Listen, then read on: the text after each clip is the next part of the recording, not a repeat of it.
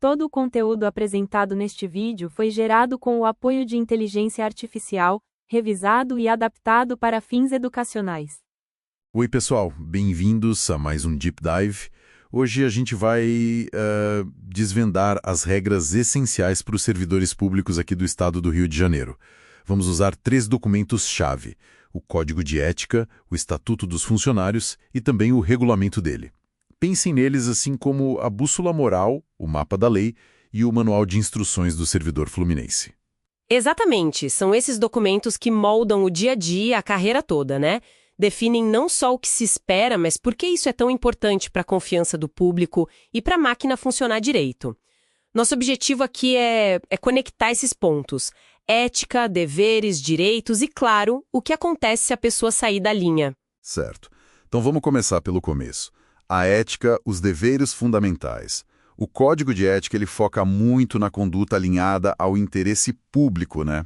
Baseado naquele princípio da moralidade que está na Constituição. E fala muito em dignidade, decoro, zelo, eficácia. Basicamente, fazer o certo e, bom, entregar resultado. E o legal, sabe, é ver como isso amarra com o Estatuto, o Decreto-Lei 220 de 75.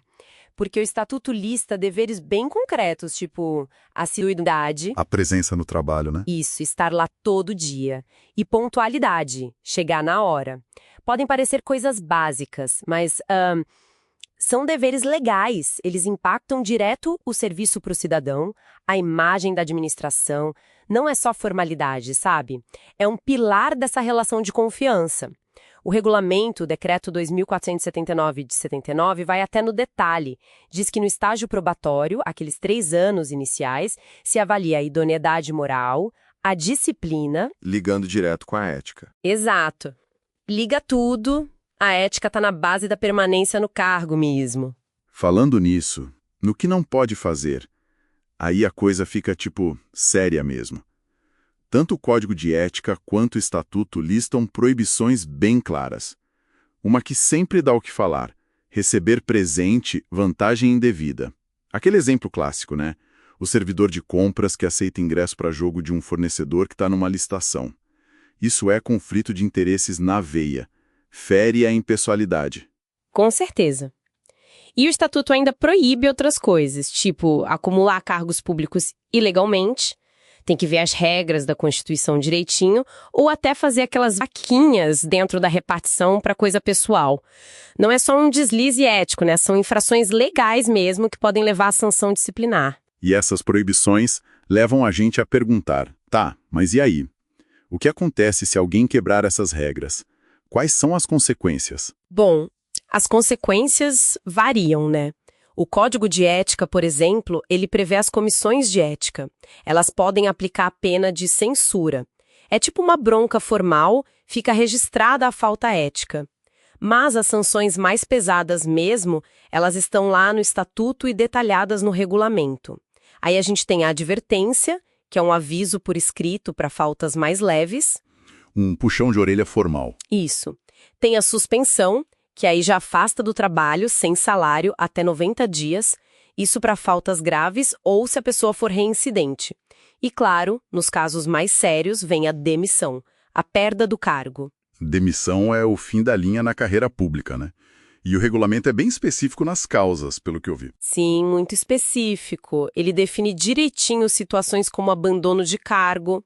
Isso acontece se o servidor faltar de propósito por mais de 15 dias seguidos, sem justificar. E tem também a inassiduidade habitual, que é quando a pessoa soma mais de 30 dias de falta sem justificativa, mesmo que picado, sabe? Dentro de um ano. Essa precisão é importante para evitar injustiça, para ter critério claro. E para aplicar essas penas mais graves, tem todo um rito. É obrigatório abrir um processo administrativo disciplinar, o famoso PAD. Garantindo a defesa, né? Exato. Garante a ampla defesa, o contraditório, como manda a Constituição. E é sempre bom lembrar daquela história da tríplice responsabilidade. A punição administrativa não impede que o servidor responda também na esfera civil, se causou dano e tiver que indenizar, e na penal, se o ato foi crime. Mas olha, nem tudo é só dever e punição, né? O Estatuto também organiza a vida do servidor, desde como ele entra até como ele sai. Como é isso? Pois é, ele organiza tudo. Trata do provimento, que é como se entra no cargo público normalmente por nomeação, depois de passar em concurso, claro. E trata da vacância, que é como o cargo fica vago. Pode ser por exoneração, a pedido ou não, ou aposentadoria. E cobre situações como readaptação, para aquele servidor que teve alguma limitação de saúde, física ou mental, e a reintegração, que é a volta de quem foi demitido ilegalmente e conseguiu reverter na justiça. E imagino que o regulamento detalhe mais os direitos do dia a dia, tipo férias, licenças. Isso mesmo. O regulamento entra nos detalhes práticos. As férias, por exemplo, 30 dias por ano, depois do primeiro ano de trabalho. E tem várias licenças. Licença para tratar da saúde, licença por doença na família. Nessa de doença na família, a remuneração pode até mudar dependendo de quanto tempo a pessoa fica afastada, viu?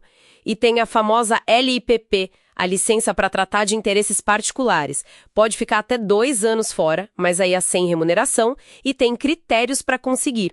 Conhecer isso tudo é fundamental para o servidor. Então, para resumir a ópera, para trabalhar no serviço público aqui no Rio, o servidor precisa entender essa dança, né? Entre a bússola da ética, que é o código, o mapa da lei, que é o estatuto, e o guia dos procedimentos, que é o regulamento. Eles se completam, definem o que se espera e como a pessoa responde por isso, ou como é amparada também. Exatamente. É um sistema que tenta equilibrar os direitos de quem está servindo com as responsabilidades que ele tem com o público, com a sociedade.